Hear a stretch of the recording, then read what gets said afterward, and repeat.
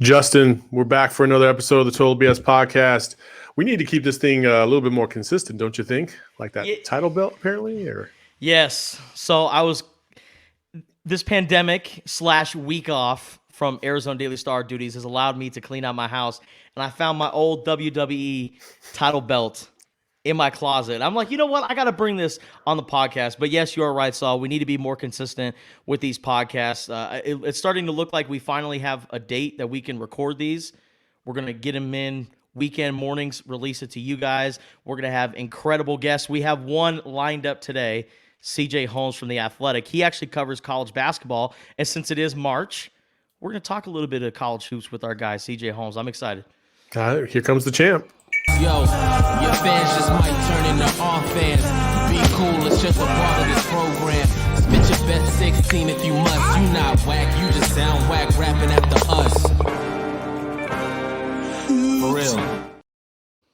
There we go. You know, first of all, it's great to be back. I took a little heat this week when I was on Jabari Davis's Dunks and Discourse podcast, where I was told to rank Devin Booker, Jamal Murray, and then Spider Mitchell.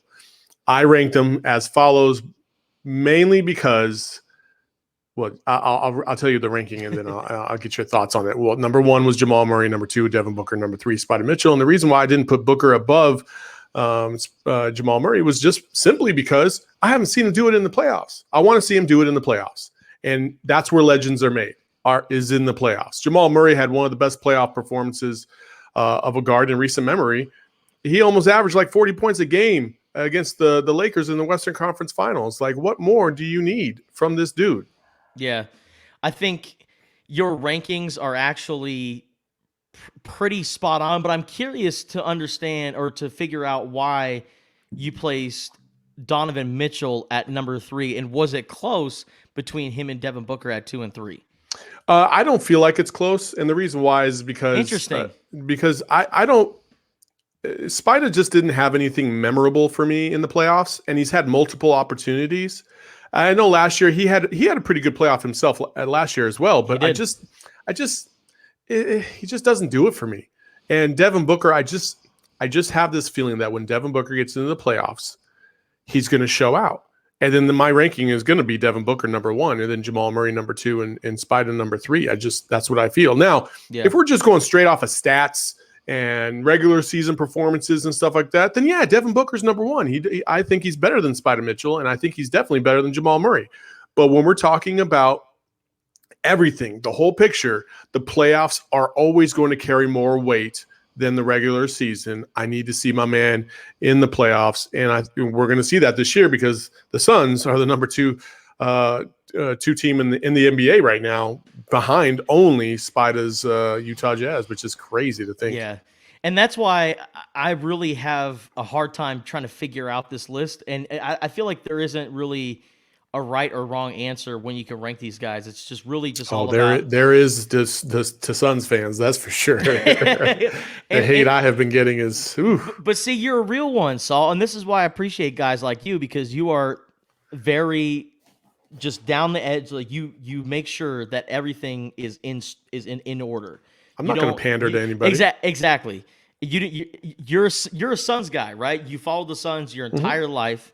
You even cover the Suns as well. I mean, you're a part of the Sun Solar Panel podcast. You do a great job with that. So, of course, you're going to keep it real. And for you to put Devin Booker at number 2 and Jamal Murray over him, I think is very real on your end. But going back to this ranking here, Donovan Mitchell and Jamal Murray, that head-to-head matchup in the playoffs in the bubble was insane. It was insane. And maybe if the Utah Jazz came out of that series, maybe your list is a little bit different. But I mean, these are 3 guards that are very important to the NBA, and they have such a bright future. But yeah, I need to see Devin Booker in the playoff. And fortunately, I think we're going to be able to see that because he has a guy like Chris Paul, who, by the way, I've heard some people mention him in the MVP conversation. Is that a reach? Considering the Suns were not in the playoffs and now they're the number 2 seed? Yeah, because of the addition of Chris Paul? I think it's a reach, and simply because of the fact that, I mean, yeah, they're good. The team is good. They're all performing well, but at the end of the day, you still got to have crazy numbers, and you're not going to be able to compete with guys like Joel Embiid right now, Giannis. Like those numbers are astronomical, So with team success with individual success is what really gets you the MVP. Now, Chris Paul scoring more than Steve Nash did in his MVP years. However, Steve Nash made that team go, and he was a trendsetter for the league. And ever since the 7 seconds or less Suns, the league hasn't been the same. Golden State has taken on that kind of identity, and it's just kind of bled down the line. And so it's pretty remarkable to see what Steve Nash did back in those days. But Saul, I think your list, you made it about postseason. And isn't that what it all boils down to for when we talk about the greatest of all time? That was the differentiator, right? Like, I know Devin Booker has the edge over Jamal Murray, in the regular season. However, the same argument could be made, right? Okay, if we're going to talk team success, okay, well, then you got to account for the regular season too. And even though Jamal Murray's averaging 18 points a game and Devin Booker's averaging 24, Jamal Murray's teams are in the top 3 of the West every single year. Yeah. Whereas Devin Booker's teams have not even made the playoffs or even been close until last year. And the bubble is really what set them apart and was like, oh, okay, this team is for real. And then they get Chris Paul, which took them to a whole nother level, what we see right now. So I just feel like there's a lot more in question with Devin Booker as opposed to Jamal Murray, because Jamal Murray's been in those big moments. He's been in those high-pressure games. I want to see that same kind of thing from Devin Booker, which I feel like I'm going to see here soon. Yeah. So does this year's playoff, will it affect your list at all? Like let's just say the Utah Jazz end up going to the Western Conference Finals because they're the number 1 ranked team in the Western Conference right now. Let's say they play the Lakers or the Clippers and they take either of those teams down to 6 or 7 games. And Donovan Mitchell is getting about 25, 26 points in each one of those games.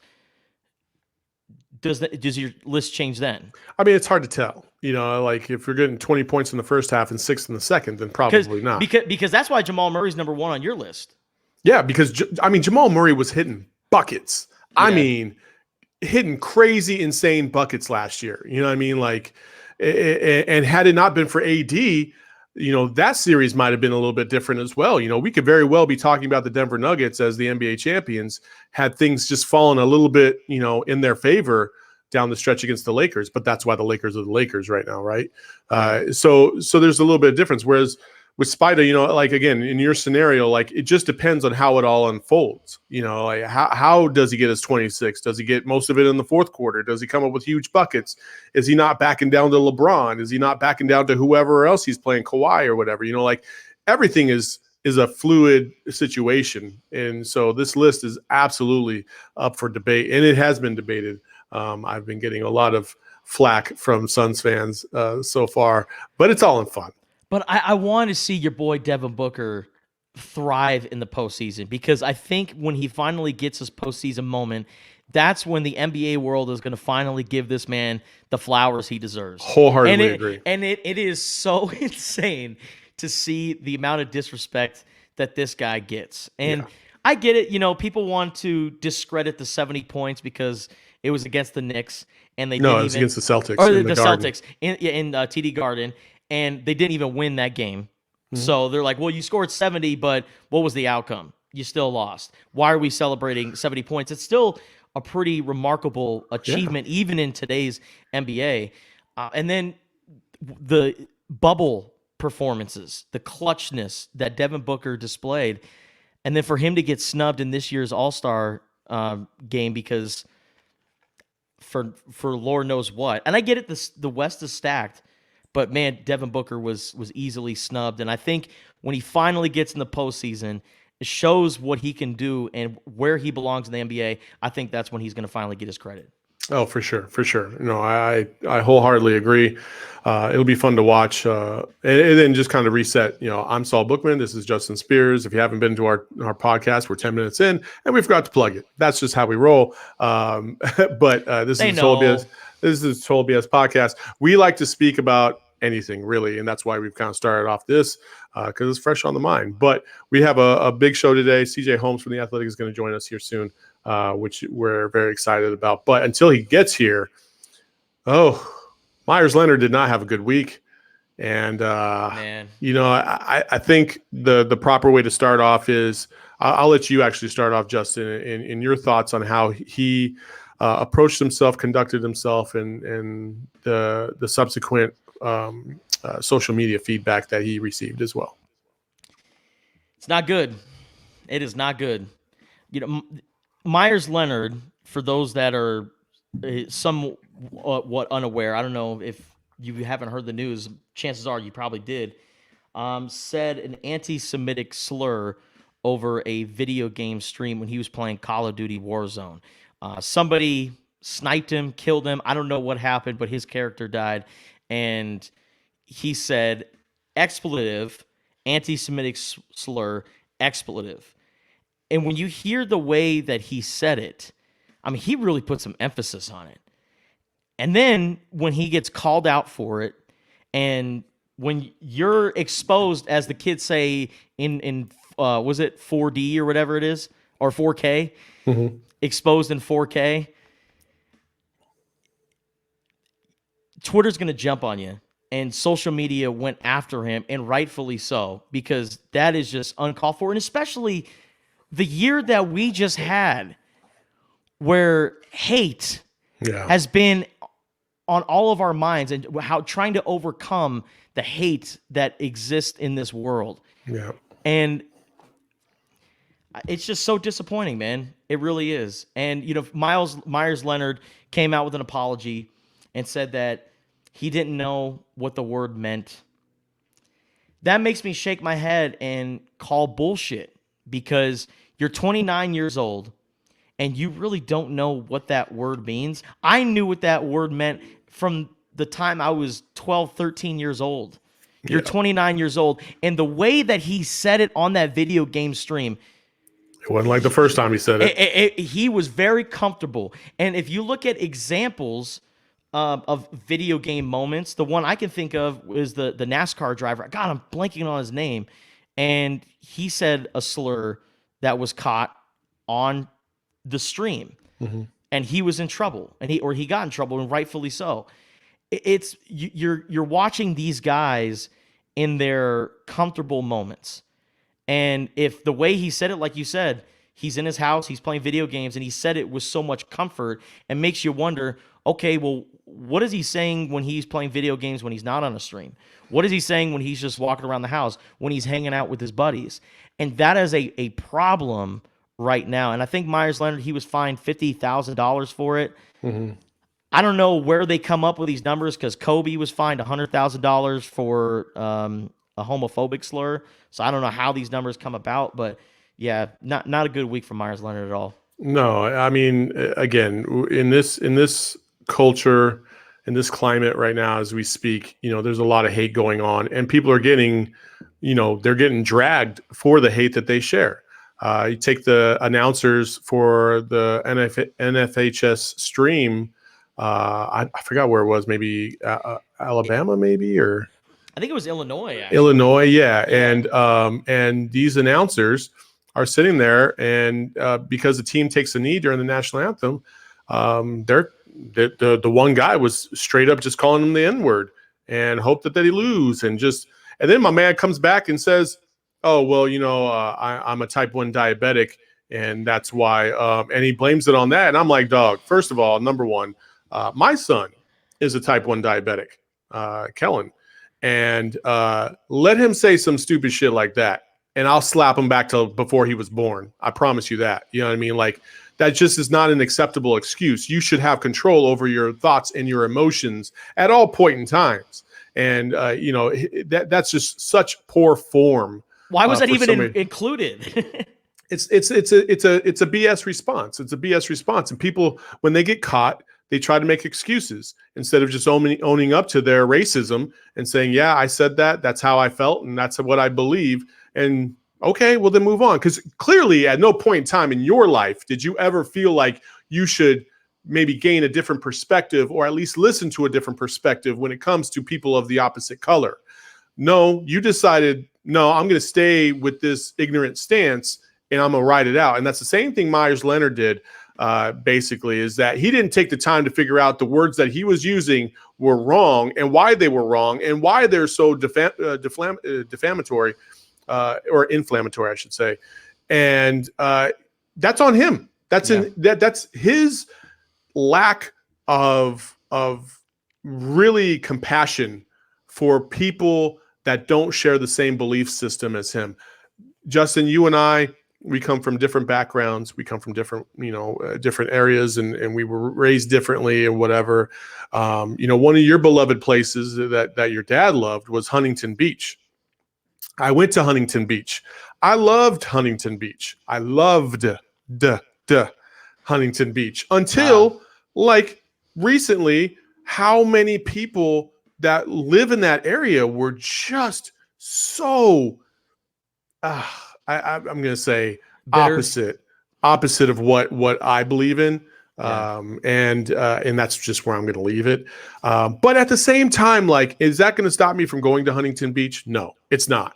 And the reason why is because even ignorance, I like to see where that ignorance is coming from, because the only way you combat ignorance is by educating.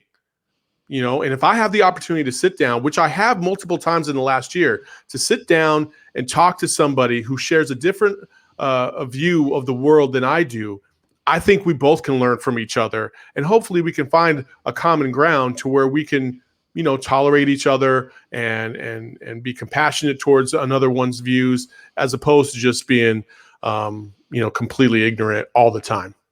Well, and that's exactly what Julian Edelman did. New England Patriots Absolutely. wide receiver. He put out a letter to Myers Leonard on Twitter and said, quote, "So we've never met. I hope we can one day soon. I'm sure you've been getting lots of criticism for what you said. Not trying to add to that. I just want to offer some perspective. I get the sense that you didn't use that word out of hate, more out of ignorance. Most likely you weren't trying to hurt anyone or even profile Jews in your comment. That's what makes it so destructive. When someone intends to be hateful, it's usually met with great resistance. Casual ignorance is harder to combat and has greater reach, especially when you command great influence. Hate is like a virus. Even accidentally, it can rapidly spread. I'm down in Miami fairly often. Let's do a Shabbat dinner with some friends. I'll show you a fun time, J.E." Which I thought is great. I mean, this was a Jewish man who heard Myers Leonard comment that was an anti-Semitic slur and said, you know what? Rather than dumping gasoline onto the fire, let me educate you and show you why this word is hateful to us, and we can show you a good time and break bread together. I think that right there is why Julian Edelman is such a great man. He also did the same thing with Deshaun Jackson, who did a similar thing. Same thing. Spewing that kind of same hatred towards Jewish people. And now, and they talk frequently, and according to Edelman, they're friends. So, we could all learn and we can all grow. But hey, let's move along to something that we all have missed for far too long. The NCAA tournament coming up, and we actually have our special guest today joining us from The Athletic, the one, the only, Mr. CJ Holmes with the hoodie. What up, Goody? Hoodie CJ. My guys, what's going on, man? What's up, man? How's the East Coast treating you? It's cool, man. Finally warming up a little bit. Been coming out of my apartment looking at snow every morning for the last 2 months, it feels like, but it's been around 50 to 60 degrees, which I know ain't much, to you West Coast folks. But. Not today. I looked outside and there's snow outside. It's cold man. out here right now. That's Global for sure. warming. I got to warm up before I tee off on number one today. You know what I mean? It's new with you guys. I'm just looking at your faces. I mean, what's going on? Same old. We're relaunching this podcast. We're now episode 2 of season 2. So we appreciate you joining us and spitting some knowledge on college hoops, especially some teams that we don't even follow that might sneak into the tournament on your end. Yeah, man. I'm thankful to be back on, man. Let's get into it. Let's do it. Let's do it. So March Madness coming up. Obviously, you're covering a lot of things in the Philadelphia area. First of all, let's just start there. What's that scene been like? I know you're covering more than just one team. Villanova being the dominant team, I'm sure, but you got LaSalle and Temple and other schools that you're covering as well. How's it been, that transition, and what do we not know about these teams that maybe we should? It's been a good transition, man. The biggest thing I realized immediately when I moved here to Philadelphia is just how passionate, the college basketball community is here. In terms of the season itself, though, it's pretty much been Villanova and everyone else, even though Drexel won the CAA tournament this week, so they just punched their ticket to an NCAA tournament. But, the other schools, it's been a little bit of a struggle, man. Penn didn't even play this year. They shut it all down because of COVID. LaSalle, they didn't even let media in all year. And they had some big upset wins in the A-10 this year, but, just not enough to punch their tickets for March Madness. Temple, again, another school that had their moments that just isn't there yet. And Villanova, they're looking like a powerhouse right up until the month of December, despite a long COVID pause. They're looking like a powerhouse, but, they had a really rough month of December where a lot of teams, started exposing them a little bit. They ended up finishing, the regular season in the Big East tournament as losers of, 5 of their last 10 games. They lost senior point guard Colin Gillespie. Sophomore Justin Moore runs the 2 for Nova. He's banged up a little bit, even though he's expected to be, close to 100% by the time the tournament starts next week. But, ultimately this just isn't a Villanova team that's playing its best basketball right now in March.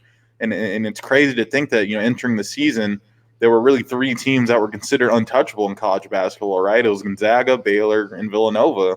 And, like I just said, March is the time where you're supposed to be playing your best ball, with this slew of injuries and, the way they've been, the inconsistent ways they've been playing lately. It's just, there's just not a lot of confidence in this group, the tournament right around the corner.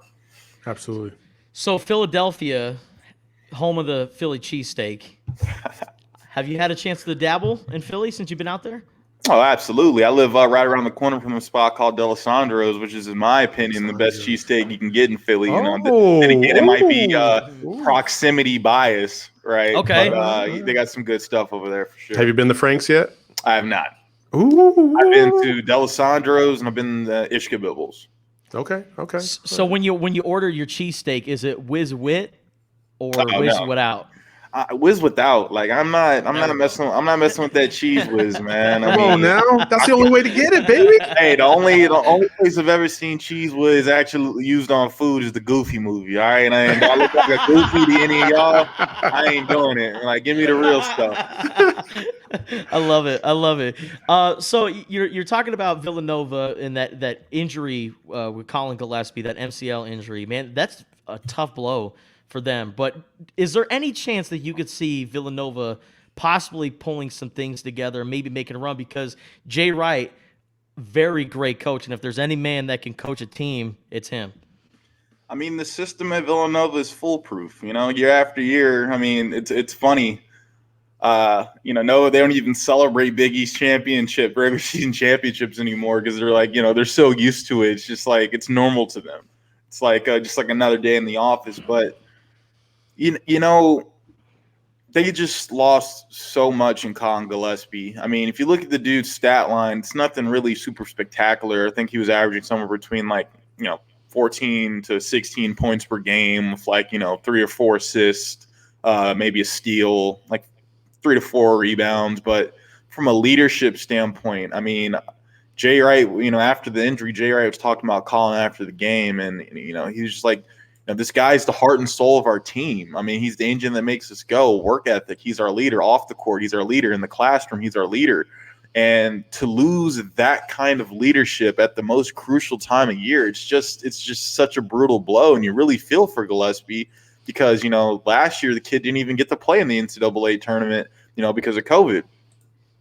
With that being said, Villanova still does have enough pieces, to be competitive. They got Justin Moore, who, like I said, should be, closer to full health by the time Thursday runs around. They got Jeremiah Robinson-Earl, who just won Big East Player of the Year. Well, 3-way split for Big East Player of the Year with Gillespie and Mamu over at Seton Hall.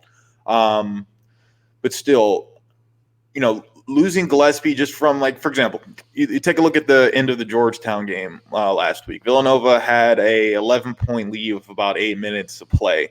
And, that's the time where Georgetown's like, all right, we need to speed these guys up. Like, we need to turn it up. And, they have Chris Archidiakono out there right now, the little brother of Ryan Arch. And this kid hasn't been playing all season long. And, when he has played, it's just been like garbage time. With that being said, I think he's done a fantastic job stepping in and kind of running the show, all things considered, but you're not going to get the scoring out of him you get from Gillespie. And most importantly, you're not going to get the game management in the clutch, which is where Villanova faltered against Georgetown, leading to the early exit from the Big East tournament. Go ahead. Keep going. Well, essentially just what I'm saying is, they have a full week of practice to kind of figure things out from a personnel standpoint. They have enough for, different guys to step up. But the thing is just this team is sputtering, man. They're sputtering down the stretch. And I cannot see them putting together a deep run, barring something miraculous. The Blue Bloods, they've all fallen off. Duke is gone. Kentucky ain't making it. It has been bad this year. Arizona's self-imposed ban and all this other stuff. Like, think about this. The last time Duke missed the NCAA tournament, Michael Jordan was playing baseball. Wow. That's crazy. Yeah. What has been your take on all of this? And let me just kind of rewind. For all my ASU peeps out there, I told you so. Number one, because freshmen don't necessarily make national championship contenders, and there was a lot of talk about Sweet 16 and Final Four, and these dudes ain't even going to make the tournament. Like that's just what it is. And I think a lot of these blue blood programs have survived off of high level Division I top freshmen, and now they're kind of reaping what they sow, right? I mean, yeah, in a way. I just think that this is such a strange year in college basketball. I mean, if you look at some of these blue bloods, like specifically, like a team like Kentucky, right? Like you said, they have all these freshmen on the team this year, as they usually do. One thing that's kind of stands out to me is, in terms of Kentucky's freshman class this year, it doesn't necessarily have it's not the same caliber class compared to, teams in Calipari's past. But the biggest thing is, with the abbreviated off season and the COVID pauses, teams who have these young guys haven't really been able to mesh correctly or, learn how to play together. They just didn't have a lot of time. A lot of these dudes are just kind of thrown into the fire, and it's really showing, especially, like I said, with a team like Kentucky, especially when you don't have the talent to kind of mask those deficiencies. Yeah. With Gonzaga and Baylor going down yesterday in the Big 12 tournament to Oklahoma State.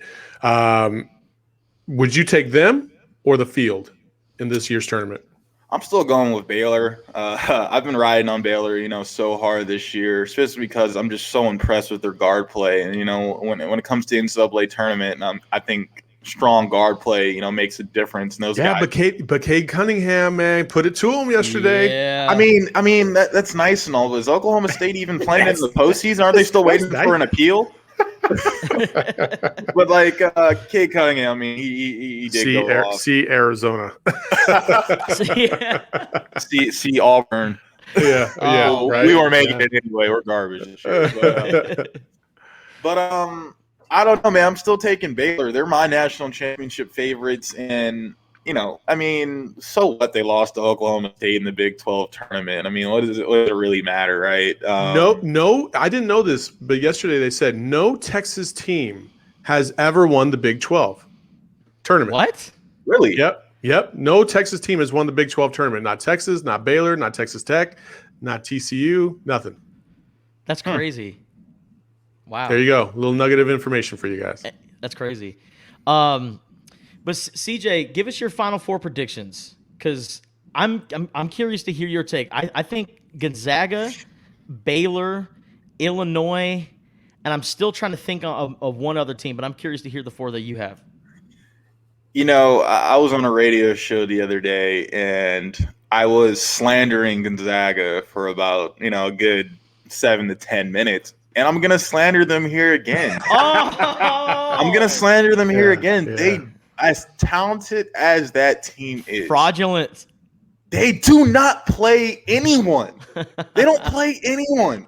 They don't have to. And like that might help you skate through the regular season. You'll skate through your conference title or conference championship, whatever that's worth.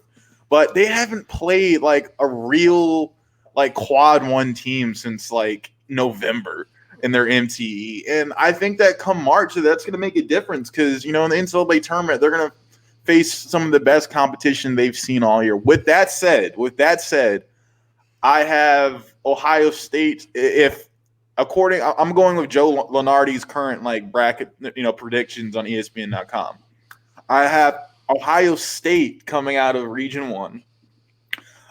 Give me Illinois, Michigan, and Baylor. So I got 3 Big Ten teams in the Final Four, which is fitting. Like I said, based on Joe Lunardi's current bracket projections, I have 3 Big Ten teams in the Final Four, which is fitting because, in my opinion, they've been the best conference in college basketball all year long. CJ's had a chance to watch all of these teams from his 1 year at Arizona. Because then you were in attendance for Arizona, Illinois. And that's the craziest thing, like heading into this year. Like everyone's like, oh, Illinois. And I'm like, is this the same Illinois team that Nico Manny and Josh Green and Zeke Naji took apart by like 30 and like McHale's? Yeah. Like, is this the same team? But right. That just goes to show you like how much of a difference like 1 year of like experience and maturity could make, which makes me think, man, what if Nico, Josh, and Zeke came back? Would Arizona have been like a top 3 team this year if all 3 of those guys came back? Would they even put themselves on suspension this year if that happens? Probably not. Oh man. Yeah. I mean, that's kind of my feeling. Like too is like that's why Auburn should have just done that and got it over with. Like, oh, we ain't making the tournament this year. Self-imposed ban. Yeah, we'll take that. I mean, it's been tricky. So, but as we move forward, you got the NCAA tournament. What are you going to be doing for the NCAA tournament? Are you going to Indiana? Are you going to be covering any of these teams? Obviously, I assume you're going to be covering Villanova to a degree, but will you be there in person? Nah, I'll be here, man. I'll be sitting on that couch right over there with my laptop out with Stat Broadcast. Good. Watching it like everyone else. I think we're only sending a couple national writers to Indy at the Athletic. Good. Gotcha. Good, I mean, have you ever been to a game at the field house? Which field house? The Butler field house. Butler. I have not.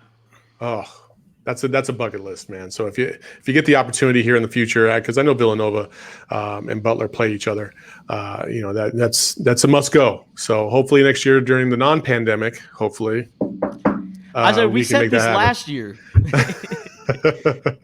It's like, you guys believe like it's just been over a year now, man. It's been crazy. I mean, we all discussed this, and we were going to get to this later on. But since you're here and you covered U of A and you were there at the Pac-12 tournament last year, all 3 of us were. I was there as a fan. I showed up midway through U of A's first round game against Washington, watched them win, and then Corey Williams and I went across the street to get some Popeyes, and that's when the Gobert news dropped. And as soon as that happened, he and I looked at each other, and I was like, curtains. That's it. Yeah. There's just no way they're going to keep going. There's just no way. And man, it hasn't been the same since. I mean, it's crazy because like, I think I sat either with or near Justin for that game against Washington and right next to me. Yeah. And then and Dana Altman. It's crazy. I remember we were talking, and Dana Altman. I was like, man, I packed a bag for a week because we were like, oh, Arizona's going to get hot. They're finally going to do the thing, live up to expectations this year. And I packed a bag for a week, and I was only in Vegas for maybe like 18 hours. Total. Yeah. Same. I booked a flight the next morning, like just to leave because I was like, what am I doing here? You know what I mean? And actually, I got a video of Justin and I. This is the last time I've been in a restaurant where there was no masks. It's pretty crazy to see like everybody with no masks on, just kind of doing their thing. Like, where's the invite, guys? Like, jeez. I don't even know what happened. Yeah. Also, by the way, just to throw this out there, I am familiar with Philly cheesesteaks too, by the way. So, this is me at Frank's back in the day, 2008, circa. Back in the day. There you go. So, I have a little Philly experience myself. But yeah, man, crazy the pandemic, man. As a matter of fact, as we sit here and we talked about it, this are the tickets that I had for that day for the Pac-12 tournament, 2011. Never got to use them. I sat right behind the basketball hoop, and I was like, "Oh, these are great seats." Got to watch one game. Cool. It was just so weird how everything unraveled because it was on everybody's radar because you guys know about traveling at that time. People were aware. I mean, about every fourth or fifth person on my flight to Vegas was wearing a mask, and they were wiping down the seats, making sure everything was sanitized. Even the guy on the plane was saying the past 4 flights, everyone has wiped down these seats. Believe me, these seats have never been cleaner. And they were emphasizing how clean the plane is. And then when you get to Las Vegas, everything is still kind of the same. But then the MGM buffet is closed. And you're like, okay, well, that's a concerning sign. And then you get to the tournament, there's hand sanitizer stations everywhere. And it was just this weird, bizarre feeling. And then after the Arizona game, that's when the NCAA tournament came out and said no fans will be allowed. That's when the Pac-12 tournament came out and then said no fans will be allowed. Yep. And it was just this very eerie and strange feeling around the whole arena. And then Rudy Gobert happened, and that just seemed like the start of it all. And that was the official start of the pandemic in the United States. I think my man Justin, my man Justin's kind of cheap, so he was staying at the Excalibur, right? So I was why do you expose me? I was gonna kick it in his room, and then I was like, oh man. And so I went on to Expedia. I was like, well, let me see if I can get a room at Caesars and how much that would be, right? Because I can never afford a room at Caesars on my own, right? I got a room for $50. And it was overlooking the strip, and that's when I knew, oh shit, this ain't right. You stayed at I said Little Caesars. Meanwhile, my room smelled like baby powder and weed. Must have been a fun last group that was in there. Yeah. But man, one year of this pandemic, man, it is so crazy. And to think how far we've come, to think about the start of the pandemic when people were buying out all the toilet paper, all the hand sanitizer. You turn on ESPN, Trae Young is recording himself playing horse on his iPhone. It's super shitty quality. And I'm like, man, this is live sports. I'm watching Trae Young play horse with people across the country. This is where we're at right now. And then navigating through sports it's been so bizarre, man, but I'm just glad that things are somewhat getting back to normal, hopefully. Do you guys think things will be normal this time next year? I think they'll be more normal. I don't think things are ever going to completely go back to normal, until everybody gets the vaccine for the most part. That's just in my head. But I mean, this has been something that we've never ever seen in our lifetime. But if you talk to experts, you read the news and stuff like that. It's something that people were expecting to happen at some point because, it's human nature. We take things for granted. We get sloppy, and then all of a sudden we get slapped, and we're like, oh, you know what I mean? And some of us deal well with that adversity, and some of us do not. Hey, you just continue to wear a mask. I think mask wearing is going to be similar like it is over in Asia, where I think there's going to be people that just will never trust that things are always going to be sanitary and clean again, and people will wear masks everywhere, and some people just won't. And but I think they'll be more normal. I think we'll be back to 90% normal next year, hopefully, and fans in the stands and different events. And you made a cross-country transition from going from Tucson to Philly during the middle of this pandemic. What was that like?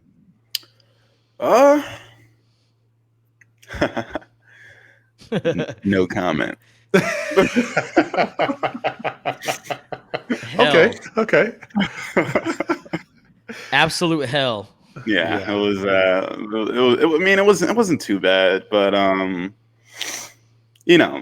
just in terms of moving to another. I mean, I've moved 4 times in the last 5 years. And just moving to another city, and I'm getting here, and things are still pretty shut down for the most part, and it's hard to meet people and do your job the right way. So I mean, it's been difficult, but like you said, the vaccines are making its rounds. Things are slowly kind of pointing towards normalcy again. And, I'm just trying to stay down, do good work, and keep my sanity, man. That's all I can do. I feel you. That's all we can do. So, but CJ, we appreciate you joining us on the show today. Thanks for your knowledge. And as always, keep in touch. You can tell the people where they can find you, man. Will we call it knowledge, though? Will we call it knowledge, or just, I mean, I think every time I think every time you come onto the show, you provide a nugget of information that I did not know from before. So yes, I will say knowledge. I appreciate you guys, but everybody watching today, you can find me on Twitter and Instagram at CJ Holmes 22. There you go, CJ Holmes 22. Well, tell them what the 22 is for. Come on now, you got the highlights out there. It's my college number, man. Deuces, man. Deuce. Former Auburn Tiger, Mr. CJ Holmes with the Athletics. CJ, appreciate you, brother. Thanks for having me, guys. All right, CJ Holmes coming in. It's always good to have CJ on, man. He's always good to kick it with, and it'll be nice, hopefully, at some point in time down the road where we all can do it together and BS again. And that's the one thing that I missed the most was the Pac-12 tournament. Being able to go sit courtside, watching all the games, cover all the games. And then, I've always lived by the mantra, work hard, play hard, and so we would work hard. And then, Justin, you and I have frequented Dre's a couple times, and we've had some good times. Yeah, that was the only time. I think that was actually the last time I got drunk. Wow. Yeah. Was at Dre's in Las Vegas. Whew. And I just remember going until like 6:30 in the morning, 7 a.m. Seeing the sunrise, and not just like when it's like barely, creeping over, like it's morning. Yeah. That's when it hit me like, oh man. Yeah. Yeah. But that's the way you do. I need to get my life together. that's the way you do Vegas though, right, baby? Like you can't go to Vegas and not do that. You know what I mean? Like if you do, then you're just selling yourself short. So yeah. But yeah, man, it's going to be fantastic to see all this come back, and it was weird to not see Arizona in the tournament this year. It was very odd, but and we'll cross that bridge when we get there because Sean Miller and that whole situation is, you know how that goes. It's crazy. So, it's crazy. It is crazy. But the last thing we'll get to, since it does begin this week, is NFL free agency. Man, quarterbacks are getting paid. Quarterbacks are getting paid. Dak's signing a big deal. Brady extends for another year. So he's set through 2022. Big Ben signs a 1 year, $14 million deal. But it also gives them the flexibility cap-wise to do more things, the Steelers. But, there's a lot of things. The Kansas City Chiefs released both their offensive tackles, both of the tackles that were not able to play in the Super Bowl because they were injured. Yep. And so it's I keep hearing this is going to be a free agency period unlike ever seen before because the cap is so low. It's 182.5 right now, where the projection was going to be at like 205, at least the way it was projected a couple years ago before COVID hit. So a lot of things are out there to play. Let's start with Juju Smith-Schuster. He's a free agent. People are talking about the Jets. People are talking about the Cardinals. What's your take on him? I really love Juju Smith-Schuster. I know he got a lot of heat last year because he was doing his TikTok dances, and a lot of people didn't really view it as professional. I say, to hell with you guys. Let Juju dance. I mean, these guys are expressing how they feel and who they are as people, and this is just the kind of person that Juju Smith-Schuster is. But I think Juju, on the right team, he is such a solid number 2 or number 3 option. And that's why I think putting him along with guys like DeAndre Hopkins, with a guy like Larry Fitzgerald, and that offense, adding that to the mix, it's going to make the Cardinals offense that much more electric. And you also add J.J. Watt to that defense, getting a guy like Juju, I mean, it would make the Cardinals instant title contenders. And I mean, the NFC West is already good.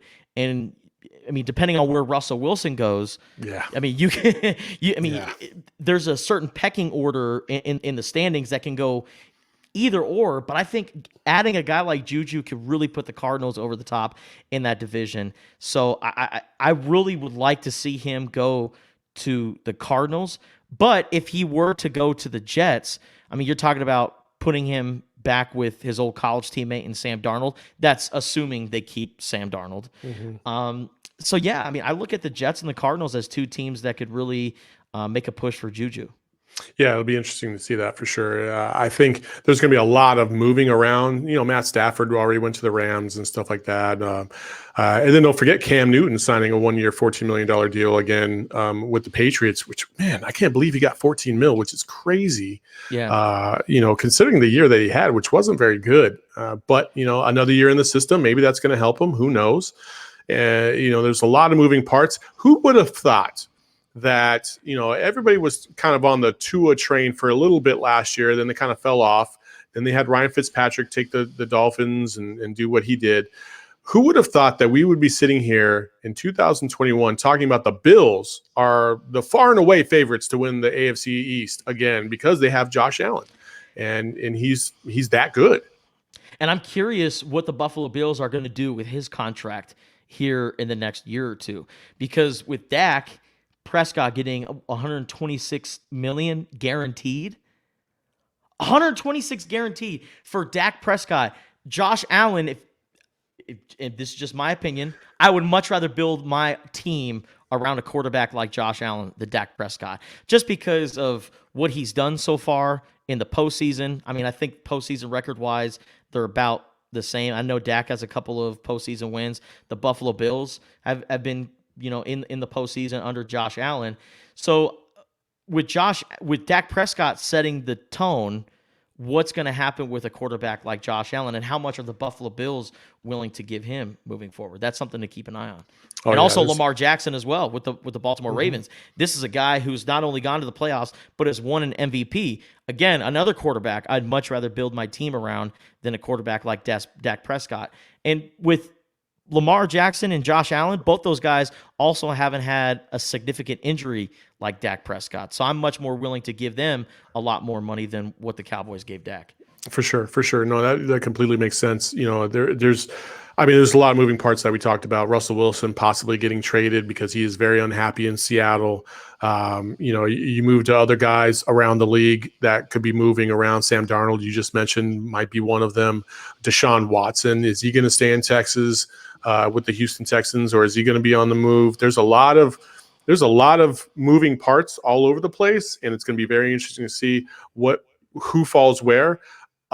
Usually we talk about NBA Twitter and the trade deadline and free agency, and it's always explosive. Like, there's just always things going on. I feel like this is the first time the NFL is going to get on that level, because there's going to be so many moves that teams are going to make to drop players, sign players at cheaper rates. It's going to be a free-for-all at first, because a lot of players like what's his name? Drake Kirkpatrick, right? Quarterback for the Cardinals. He's now a free agent, talking about I need to get paid. I need to get what I deserve. Bruh, you're doing this at the wrong time. Like, you're not going to get paid big time. Like, if you think you're going to get like 3 or 4 year contract and make $25-30 million a year, you're not smoking the right stuff, man. It just ain't going to happen. Like, for real. You know, a guy like Drake Kirkpatrick will be lucky if he gets a 1-year deal somewhere. You know, and there's going to be a lot of veterans that need to settle for that 1-year deal. Hassan Reddick, you know, they didn't franchise tag him. The Cardinals didn't. He had a great year. He had over 12. I think he had 12 and a half sacks this season. He had a breakout season. Well, he's going to hit this free agency market, and people are going to question, well, that was kind of a 1-year wonder thing. You've been there for 4 years. Why didn't you do this any other year? Or is he going to get paid the kind of money that he thought he was going to get paid beforehand? Or is he going to have to come back, go somewhere on a 1-year, 2-year smaller deal to kind of like a prove-it contract until the salary cap bumps up and COVID's kind of over? So there's a lot of moving parts right now on a lot of this stuff. But a lot of moving parts. But you know who's going to be hoisting that Lombardi trophy at the end of the year? It ain't going to be Tom Brady again. And it's going to be Tom Brady, man. It is going to be Mr. Brady. Won his 7th Super Bowl, and he got a nice little contract extension, which will carry over until the end of the 2022 season, which is actually great for the Buccaneers because it saves them $19 million against the salary cap this year. Oh, and who do they got to re-sign? Well, they got to worry about getting Gronk back. They got to worry about getting Ndamukong Suh back. They got to worry about getting Ryan Suckup, Ryan Suckup, the kicker, Leonard Fournette, Antonio Brown, who caught a touchdown in the Super Bowl. Tom Brady wants to get the band back together, and they showed that, yeah, they can win the Super Bowl. They're a talented team. They have the greatest quarterback of all time orchestrating everything, and then they have a young defense littered with stars. I see all these moving pieces, and I hear everything that you're talking about, Saul, but man, it's going to be Mr. Brady once again because he's out here playing chess while everyone's playing checkers. No, it's true. It's true. Well, hey, that's another episode of the Total BS podcast. You can visit my man Justin Sports at Justin E Sports on the Twitter, as some old people like to say, on the Twitter. There you go. You can follow me at Saul_Bookman, and you can follow the Total BS Pod on Instagram, Facebook, Twitter, and it's all at Total BS Pod. Anywhere you want to engage in some social media. So we appreciate you all joining us today. Reminder: we will be here. We will be here every weekend filming, and we won't be going live anymore. We will be recording these sessions, so these will be up on our channels at a later time. So, but you can always listen to us on any podcast platform, essentially every Saturday afternoon. So there you go. For my man Justin, I'm Saul. We'll see you next time. Peace. Yo, your fans just might